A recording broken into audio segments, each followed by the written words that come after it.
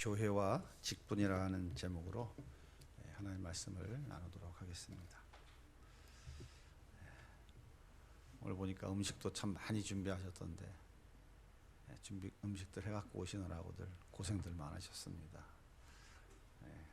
떡도 맛있고 과일도 맛있고 김치도 맛있고 잡채도 맛있고 전도 맛있고 너무 감사합니다. 배가 많이 나왔어요. 수건은 아주 좋은 것으로 준비했습니다. 좋은 것 같지 않으세요? 수건이? 이번에 수건은 최고로 좋은 걸로 장만했습니다. 또 수건도 이렇게 마련해 주시고 해가 갈수록 풍성해지고 아름다워져서 너무 감사합니다. 7주년에는 이 은혜가 더 커질 수 있기를 소망합니다. 근데 커질 것 같아요. 기업이 존재하는 이유는 오직 한 가지입니다. 이윤을 창출하는 거예요. 그래서 기업은 이윤을 창출하기 위해서 조직을 만들고 그 조직에 합당한 사람들을 세웁니다. 회사를 대표하는 최고 경영자인 회장, 사장이 있고요. 또 전무, 상무, 이사라고 하는 중역들이 있습니다. 그리고 각 실무팀을 이끌어가는 부서장들과 과장, 대리 등 여러 가지 직위가 있어요. 이러한 직위를 가진 사람들은 부여된 업무에 대해서 그 결과를 책임져야 됩니다. 그래서 그 업무 실적을 달성하기 위해서 때로는 질책도 하고 야근도 하고 회식도 해가면서 최선을 다합니다. 그렇게 해서 좋은 결과를 얻게 되면 보너스도 받고 진급도 하게 되죠.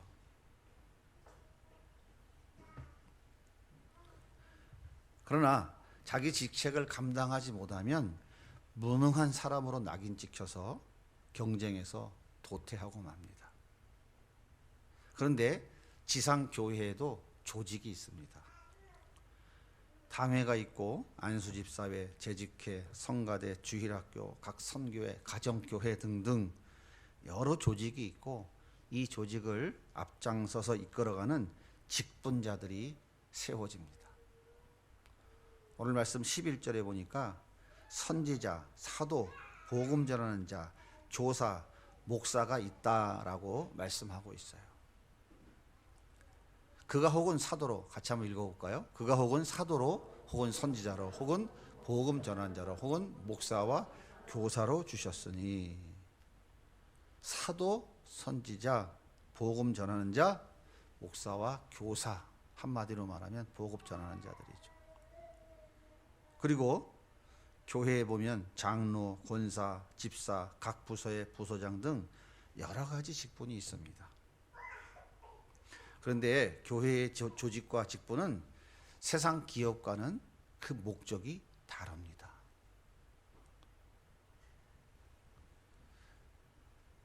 기업이 존재하고 그 기업의 이윤 창출을 위해서 조직이 필요하다면, 그렇다면 하나님이 교회를 세우시고 교회에 직분을 주신 목적은 무엇일까요? 첫 번째는 성도를 온전하게 세우기 위해서라고 말씀하고 있어요. 오늘 말씀 12절 같이 한번 읽어볼게요. 시작. 이는 성도를 온전케 하며 봉사의 일을 하며 그리스도의 몸을 세우려 하심이라. 성도를 온전케 하는 것, 이것 때문에 교회는 조직을 만들고 직분자를 세우는 거예요. 골로새 1장 25절 같이 읽습니다. 시작. 내가 교회의 일꾼 된 것은 하나님이 너희를 위하여 내게 주신 직분을 따라 하나님의 말씀을 이루려 함이라. 직분을 따라 하나님의 말씀을 이루려 한다. 또 골로새 1장 28절입니다. 같이 읽을게요.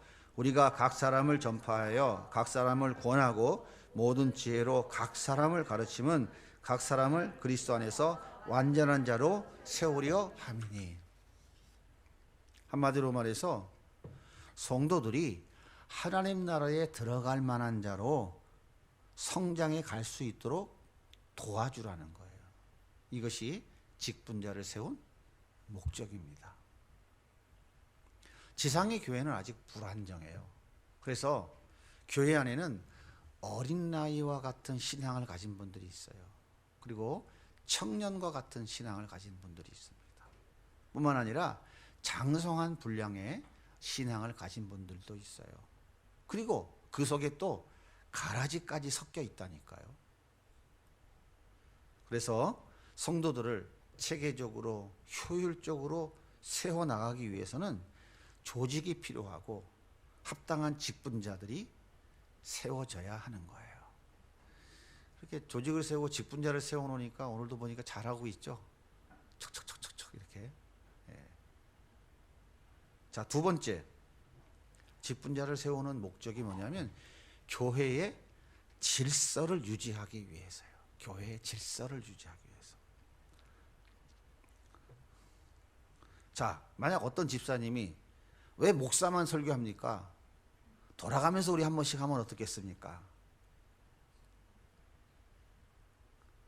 가능해요? 불가능해요? 아무리 소리쳐도 아무리 마음에 안 들어도 허락할 수가 없어요. 왜 그럴까요? 그분이 능력이 없고 그분이 설교할 자격이 안 돼서 그런 게 아닙니다. 여러분 중요한 게 뭐냐면 이것이 바로 질서의 차원인 거예요. 질서. 신학대학원에서 목회학을 전공하고 소정의 과정을 통과해야만 목사 안수를 줍니다. 만약 맞는 사람들끼리 모여가지고 네가 목사해라 나 장로할게. 난 그럼 안수 주사하면 되겠다. 그러면 어떻게 되겠습니까? 그래서 질서의 차원에서 조직과 직분이 있는 거예요. 따라서 직분은 모든 성도들을 온전케 하고 교회의 질서를 바르게 세우는 것에 목적을 두어야지 이 직분이 공동체를 운영하는 것에 초점이 맞추어지면 안 된다 하는 것입니다. 우리가 분명히 기억해야 될 것은 교회는 하나님이 이끌어 가시는 것이지 직분자가 이끌어 가는 것이 아니에요. 그러니까 뭘 하려고 해도 제일 먼저 뭐부터 계산하냐면 교회 돈이 없습니다 라고 생각 먼저 얘기하는 거예요. 왜 그럴까요? 직분자들이 모여 앉아서 이 일을 해야 되는지 말아야 되는지에 대해 하나님의 뜻이 어디 있는가를 따지는 것이 아니라 먼저 뭐부터 따져? 그거 하려면 돈이 얼마가 들어가는데부터 따지는단 말이에요. 우리가 분명히 기억해야 될 것은 하나님이 교회를 세우시고 교회의 조직과 직분자를 세우시는데 그것은 하나님이 뭔가 아쉬워서 그들에게 교회를 이끌어 가라고 세우는 것이 아니라 하나님이 보내신 성도들 이 땅에서 하나님 나라에 들어가도록 잘 훈련시켜서 데리고 가시려고 하는 그 성도들을 잘 성장시키고 잘 양육하고 훈련시켜서 세우라고 직분자를 세워 주시는 거예요. 아시겠죠? 예. 그러면 직분자가 되려면 어떤 자격을 갖춰야 될까요? 어떤 자격? 대기업 전무? 사장님? 돈 많은 사람?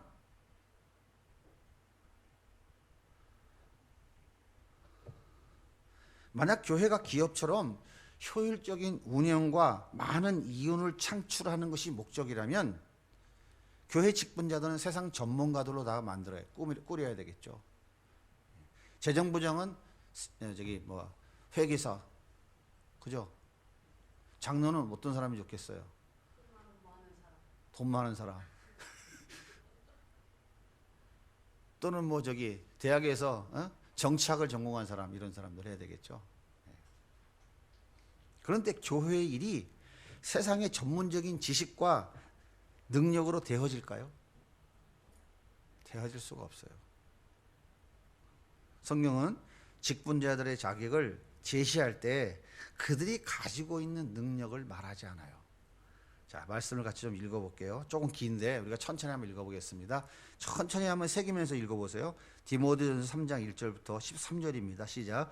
밑보다 이 말이여 곧 사람이 감독의 직분을 얻으려면, 잠깐만요. 여기 감독의 직분이라는 건 뭐냐면 목사 말하는 거예요. 목사, 장로를 말하는 거예요. 자, 계속 읽어보겠습니다. 시작.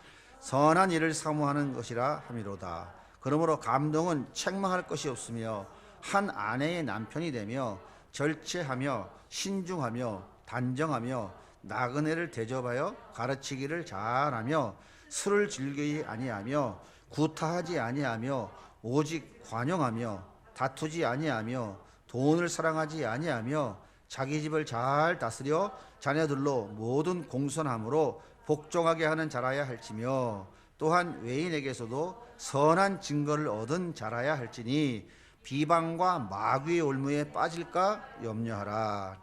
자, 이게 목사, 장로들에게 권면하는 말씀이에요. 그 다음에 집사들입니다. 집사들. 이 집사는 뭐냐면 서리 집사가 아니라 안수 집사를 말하는 거예요. 같이 한번 읽어볼게요. 시작. 이같이 집사들도 정중하고 일구이연하지 아니하고 술에 인박이지 아니하고 더러운 일을 탐하지 아니하고 깨끗한 양심에 믿음의 비밀을 가진 자라야 할지니 이에 사람들을 먼저 시험하여 보고 그 후에 책망할 것이 없으면 직사의 직분을 맡게 할 것이요. 여자들도, 여기 여자들은 권사라고 이해하시면 돼요. 권사들. 자, 시작. 여자들도 이와 같이 정숙하고 모함하지 아니하며 절제하며 모든 일에 충성된 자라야 할지니라. 집사들은 한 아내의 남편이 되어 자녀와 자기 집을 잘 다스리는 자일지니 집사의 직분을 잘한 자들은 아름다운 지위와 그리스도 예수 안에 있는 믿음의 큰 담력을 얻느니라. 설명하지 않아도 이해가 되시죠? 여기에 뭐 서울대학 나와야 되고 돈 많아야 되고 뭐 장관이어야 된다는 말 하나도 없어요. 능력이 있어야 된다는 말 아무것도 없습니다. 교회의 직분자들은 남들에게 좋은 평가를 얻어야 돼요. 좋은 평가. 가정을 잘 다스려야 돼요. 술을 즐기지 아니하고 신앙이 깊은 사람이면 되는 것입니다. 교회 직분자는 돈이 많아야 하고 사회적 지위가 있어야 되고 경영 능력과 수완이 있어야 되고 업무 추진력도 있어야 하고 머리도 좋아야 한다라고 성경은 말하지 않습니다. 교회는 능력 있는 사람들이 그들의 능력을 발휘해서 훌륭한 업적을 만들어내는 곳이 아니에요. 따라서 교회의 직분자들은 성도들의 온전함을 위해 존재하는 자들이지 결코 교회를 운영하는 사람이 아니다 하는 것을 우리는 꼭 기억하게 됩니다. 그렇게 교회의 직분이 성도들의 온전함을 위해서만 존재하는 것이라면 교회 안에서 제일 중요한 사람이 누구일까요? 네? 누구일 것 같아요? 자, 잘 이해하세요. 그렇게 교회의 직분이 성도들의 온전함을 위해서만 존재하는 거라면, 다시 더 쉽게 말하자면 직분자들이 왜 존재하는 거라고요? 성도들을 온전케 하는 거예요. 그러면 교회 안에서 제일 중요한 사람이 누구야? 제일 중요한 사람이 누구냐고요? 성도 직분 없는 사람 아시겠어요? 이 사람이 제일 중요한 사람이에요.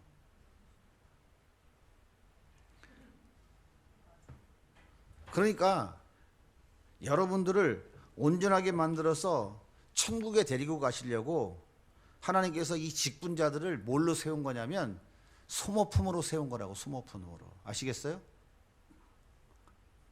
그래서 직분자들은 어깨에 힘을 주고 다녀야 돼요. 나는 당신을 위한 소모품입니다 하고 고개를 숙이고 다녀야 돼. 예?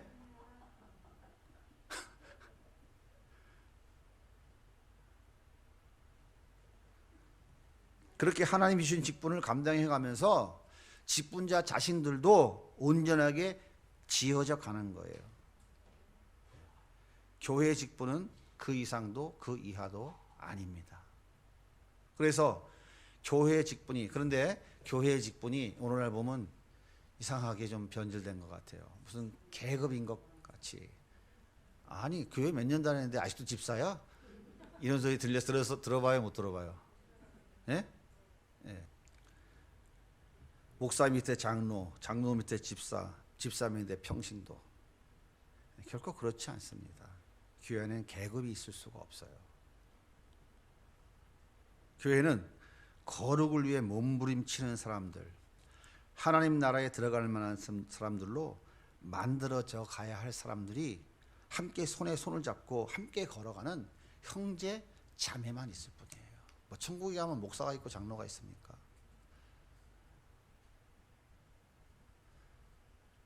자, 그러면 목사, 장로, 권사, 집사 다 없애버릴까요? 차라리 없애는 게 낫잖아요. 장로 안 세우는 교회도 많이 있잖아요. 어느 교회는 담임 목사님이 새로 오면 3년을 못 버티고 쫓겨난다더라. 뭐 어느 교회 목사님은 자기 말 안 듣는다고 장로를 전부 다 내쫓았다더라. 참으로 민망하기 그지없는 그런 일들이 종종 우리 교회에 들려옵니다. 그럴 바엔 차라리 교회 안에 모든 직분을 싹 없애버리면 좋지 않겠어요? 소위 말하는 개혁교회라고 하는 교회 가면 없습니다. 장로가. 집사도 서리 집사 없어요. 예. 제가 잘 아는 어느 목사님인데 그분은 개혁교회라고 스스로 자청하는 목사님인데 거기 장로가 없어요. 권사도 없어요. 안수 집사만 있는데 굉장히 어려워요.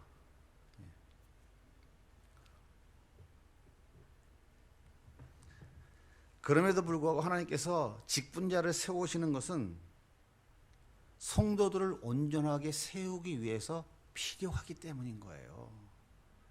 절대 다른 곳에서 이유를 찾으면 안 된다고요. 절대로. 자, 목사와 장로가 서로 다투면서 서로 성장해 가고요. 이 모습을 보면서 또 성도들이 성장해 가는 거예요. 너무 어려운 얘기를 하는 것 같죠? 가정교회 안에서 가장 충무는 가원들의 삶의 모습을 보면서 성장해 가고요. 가원들은 섬겨주시는 가장 충무의 모습을 보면서 성장해 가는 거예요. 근데 세상 사람들은 어떤 사람을 판단할 때 그가 무슨 일을 했는가에 기준을 둡니다. 그렇죠? 그것을 성과주의, 세속주의라고 그러는 거예요. 자, 보세요. 보릿고기 없앤 박정희 대통령. 말 되죠? 수 한 마리 팔아서 자수성가한 정주영 회장. 불가능은 없다. 나의 사전에. 맞죠? 노예를 해방시킨 리컨 대통령. 3.1운동 일으킨 유관순 열사. 이렇게 그들이 해놓은 일을 가지고 평가합니다. 그런데요, 하나님은 사람이 해놓은 일에는 전혀 관심이 없어요. 하나님 분명 우리에게 무언가를 요구하십니다. 요구하셔요. 안 하는 게 아니에요. 하지만 하나님이 우리에게 요구하시는 행함은 우리의 능력으로 만들어 내놓은 어떤 업적을 말하는 것이 아니에요. 자, 한번 보시겠어요? 마태복음 7장 20절 같이 한번 읽어볼게요. 시작. 이러므로 그들의 열매로 그들을 알리라. 나더러 주여 주여 하는 자마다 다 천국에 들어갈 것이 아니요 다만 하늘에 계신 내 아버지 뜻대로 행하는 자라야 들어가리라. 그날에 많은 사람이 나더러 이르되 주여 주여 우리가 주의 이름으로 선지자 노릇을 하며 주의 이름으로 귀신을 쫓아내며 주의 이름으로 많은 권능을 행하지 아니하였나이까 하리니 그때 내가 그들에게 밝히 말하되 내가 너무를 도무지 알지 못하니 불법을 행하는 자들아 내게서 떠나가라 하리라. 자, 주의 이름으로 선지자 노릇하고 귀신 쫓아내고 많은 권능을 행했습니다. 분명 무언가 하지 않았어요? 그런데 주님은 그들에게 불법을 행한 자들아 지옥으로 떨어져라 그렇게 말씀하세요. 도대체 뭐가 잘못된 것이죠? 왜 뭐가 잘못해서 하나님이 그렇게 주의 이름으로 선지자 노릇하고 귀신도 쫓아내고 많은 권능을 행했는데 왜 하나님께서 불법을 행하는 자들아 내게서 떠나가라 어디로 가라는 거예요? 지옥에 떨어져라 이렇게 저주의 말씀을 하실까요? 자, 주의 이름으로 선지자 노릇하고 귀신 쫓아내고 많은 권능 행한 거 나쁜 일입니까? 뭐가 잘못됐다는 거예요? 예? 뭐가 잘못됐어요? 자, 말씀을 읽겠습니다. 24절부터 27절까지 시작. 그러므로 누구든지 나의 이 말을 듣고 행하는 자는 그 집을 반석 위에 지은 지혜로운 사람 같으리니 비가 내리고 창수가 나고 바람이 불어 그 집에 부딪히되 무너지지 아니하나니 이는 주추를 반석 위에 놓은 까닭이요 나의 이 말을 듣고 행하지 아니하는 자는 그 집을 모래 위에 지은 어리석은 사람 같으리니 비가 내리고 창수가 나고 바람이 불어 그 집에 부딪힘에 무너져 그 무너짐이 심하니라. 이유가 뭐죠? 예수 그리스도의 말씀을 듣지 않고 행한 거예요. 그러므로 누구든지 나의 이 말을 듣고 행하는 자는, 나의 이 말을 듣고 행하지 아니하는 자는, 예수 그리스도의 말씀을 듣고 행하지 않은 것, 그것이 뭐라고요? 불법이라고. 이걸 다른 말로 고쳐 설명을 하면 예수님이 누군지 알지 못하고 행한 모든 행함. 이해가 되셨어요? 예수가 그분이 어떤 분인지 모르고 내가 행한 모든 행함은 다 뭐라고요? 불법이라고. 지옥에 가야 될 일이다, 그 말이에요. 그래서 우리가 어떤 일을 행하고 난 뒤에 그것이 자기 열매, 자기 자랑, 자기 의가 되어서 큰 소리 치는 것은 열매를 맺은 것이 아니라 뭐라고요? 그게 불법이라고. 지옥에 들어가야 될 죄를 범한 것이다, 그 말이에요. 아시겠어요? 자, 보세요. 누가복음 17장 7절입니다. 시작. 너희 중에 누구에게 밭을 갈거나 약을 치거나 하는 종이 있어 밭에서 돌아오면 그들의 곧 와 앉아서 먹으라 말할 자가 있느냐? 도리어 그들어 내 먹을 것을 준비하고 띠를 띠고 내가 먹고 마시는 동안에 수종 들고 너는 그 후에 먹고 마시라 하지 않겠느냐? 명한 대로 하였다고 종에게 감사하겠느냐? 이렇게 하나님의 백성들은 무슨 일 하고도 마땅히 해야 할 일을 한 것뿐이기 때문에 전혀 자랑할 수가 없는 것이에요. 그저 무익한 종으로 일해야 하는 것입니다. 근데 거기에 무슨 자기 자랑이 있을 수 있겠어요? 자, 보세요. 최후의 심판 때 양과 염소 심판할 때 양들은 자기들이 한 일을 전혀 몰라요. 마태복음 25장입니다. 같이 읽을게요. 시작. 인자가 자기 영광으로 모든 천사와 함께 올 때에 자기 영광의 보호자에 앉으리니 모든 민족을 그 앞에 모르고 각각 구분하기를 목자가 양과 염소를 구분한 것 같이 하며 양은 그 오른쪽에 염소는 왼쪽에 두리라. 그때의 임금이 그 오른편에 있는 자들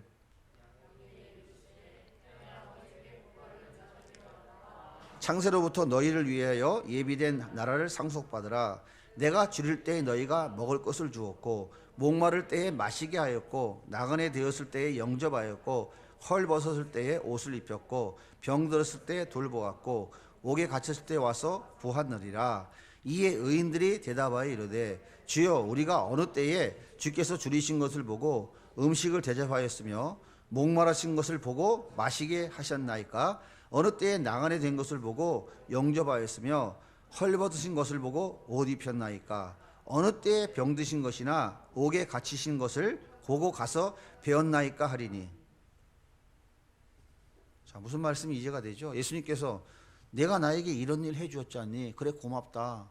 내가 너를 예비한 하나님의 나라에 천국에 들어가거라. 이렇게 말씀하는 거예요. 그런데 그런 일한 사람들이 고개를 갸우뚱갸우뚱거리면서 아니 예수님 제가 언제 그랬나요? 저는 기억이 안 나는데요? 그렇게 반문하고 있는 거예요. 자, 그렇다면 양들이 한 일이 뭐라고 지금 예수님이 말씀하고 있어요? 예수님이 줄일 때 음식 갖다 줬대요. 예수님 목마르실 때 물 갖다 줬대요. 나그네 되셨을 때 따뜻한 방에서 편히 쉬게 하셨대요. 영접했고 예수님이 벌거벗으셨을 때 옷을 갖다 드렸고 예수님이 병들었을 때 수발해 주었고 옥에 갇히셨을 때 찾아가서 위로해 드렸다는 거예요. 그러니까 양들이 제가 언제 그랬어요? 난 그런 일 한 적이 없는데 기억도 안 나는데요? 그러는 거예요. 무슨 말입니까? 가난한 자, 병든 자, 고통받는 자, 외로워 눈물 흘리는 자들, 힘들고 지쳐 낭망하는 자들, 이런 자들이 넘어지지 않도록 내가 애쓰고 수고한 일이 바로 나에게 한 일이라고 말씀하고 계시는 거예요. 이것이 바로 양들, 염소가 아닙니다. 양들, 다른 말로 성도들, 직분자들이 행해야 할 일인 것이에요. 이것이 뭡니까? 한마디로 표현하면 예수님이 겪으신 그 고난에 함께 동참하는 것입니다. 주님이 가신 그 십자가의 길을 함께 걸어가는 거예요. 우리가 맺어야 할 열매는 어떤 업적이 아니라 예수 그리스도와 연합되어서 예수 그리스도의 그 고난에 동참하는 삶을 살아내는 것이에요. 십자가의 삶을 살아내는 것입니다. 그것이 우리가 해야 될 일이에요. 자, 보세요. 여러분, 병든 자를 위해서 기도했는데 병이 나와서 벌떡 일어났어요. 누가 했어요? 내가 한 거예요? 하나님이 하신 거죠? 그것이 내 열매입니까? 내 열매예요? 하나님이 하시는 일이잖아요. 그럼 도대체 열매가 뭐예요? 병든 사람이 그 병을 통해 인간의 유한함과 하나님의 능력을 경험하고 천국을 소망하는 것이 얼마나 귀한 것인가 하는 것을 깨닫는 게 그게 열매라고요. 그게 열매라고요. 성경에서 말하고 있는 열매는 윤리 도덕을 이야기하고 있는 게 아니에요. 공부 잘해서 돈 많이 벌어서 판검사가 되어서 세상 사람들에게 예수 믿는 자의 본때를 보여주는 것이 하나님이 요구하신 열매가 아니라고요. 사업이 망했어도 하나님 한 분만으로 나는 기뻐합니다, 만족합니다 라고 할 수 있는 이것이 열매라고요.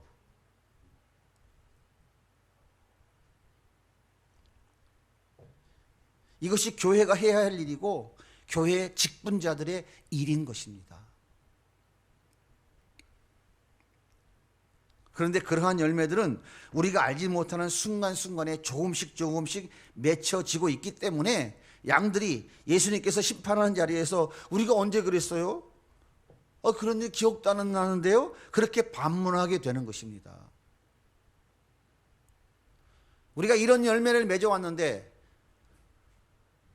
내가 지난 시간을 필름을 거꾸로 한번 휙 돌리면 1번부터 100번까지 쫙 기록이 돼서 머릿속에 쫙 언제 하고 기록이 나타난다면 그것은 성경에서 말하고 있는 열매가 아닐 확률이 높아요.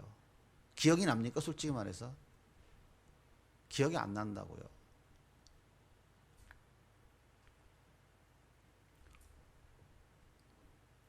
그러한 사람들은 인생의 성공과 실패의 개념이 바뀌게 돼요.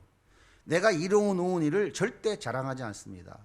그 일이 성공하든 실패하든 그 일을 통해 나를 만져주시고 나를 거룩하게 만들어 가시며 내 안에 열매 맺게 하시는 주님으로 인해서 기뻐하게 되는 거예요.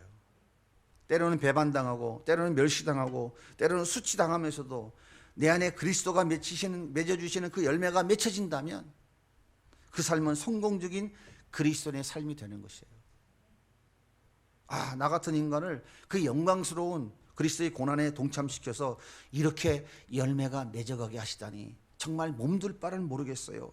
이것이 우리의 고백이 되어야 한다는 거예요. 하나님 앞에 바른 예배 드린 아벨이 어떤 보상 받았습니까? 어떤 보상 받았어요? 형 가인에게 돌에 맞아 죽었어요. 노아가 심판 전날까지 그 엄청난 희생을 했는데 무슨 보상 받았습니까? 다시 말하자면 무슨 열매 맺었냐고요? 노아가 맺은 열매가 뭐예요? 세상 사람들의 조롱거리, 미친놈, 그게 열매였다니까요. 그렇게 많은 사람에게 복음을 전한 바울, 신약성경 13권이나 집필한 바울이 어떤 보상 받았습니까? 죽도록 두들겨 맞고 나중에 목이 잘려 죽었어요.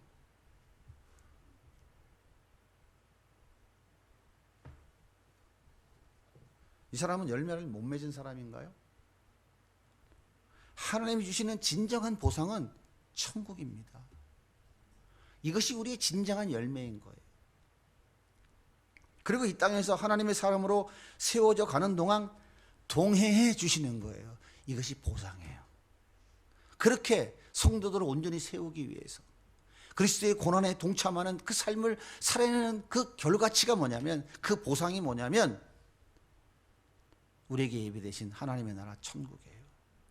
그리고 이 땅에 살아가는 그 과정 속에서 주님이 우리와 동행해 주시는 것을 경험하며 체험하며 살아가는 거예요. 이게 보상이에요. 이것이 직분자들, 성도들이 그렇게 희생하며 섬기면서 그 성도들이 온전히 세워져 가는 과정 속에서 맺어지는 열매다 그 말이에요.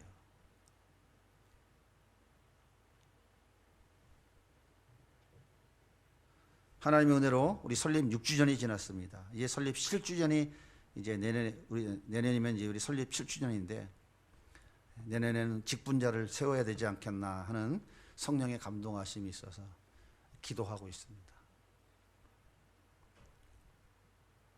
그래서 내년에는 장로도 세우고 안수집사도 세우고 권사도 세우고 여러 직분자를 세워야 되겠다 생각을 하고 기도하고 있는데 여러분들도 함께 기도해 주시기 바랍니다. 세워서 뭐 한다고요? 세워서 뭐 한다고? 성도를 온전케 세우려고요. 교회의 질서를 잘 유지하고 세우기 위해서. 직분자는 어떻게 해야 된다고요? 직분자는 어떻게 해야 된다고? 그 직분 때문에 고통과 괴로움을 당하게 될 것입니다. 하지만 그것으로 말미암아 예수님이 기뻐하신 열매를 맺게 될 거예요. 직분은 절대 계급이 아니고 직분이 하는 일은 결코 자랑이 될 수 없다는 것을 꼭 기억하셔야 돼요. 신동호 집사가 그렇게 오랫동안 고생을 하고 직분을 잘 감당하는데 내가 정말 칭찬을 해준 일이 거의 없었던 것 같아. 한 번도. 오늘 칭찬 한번 해줄게. 고생 많이 하는데 박수 한번 해주세요.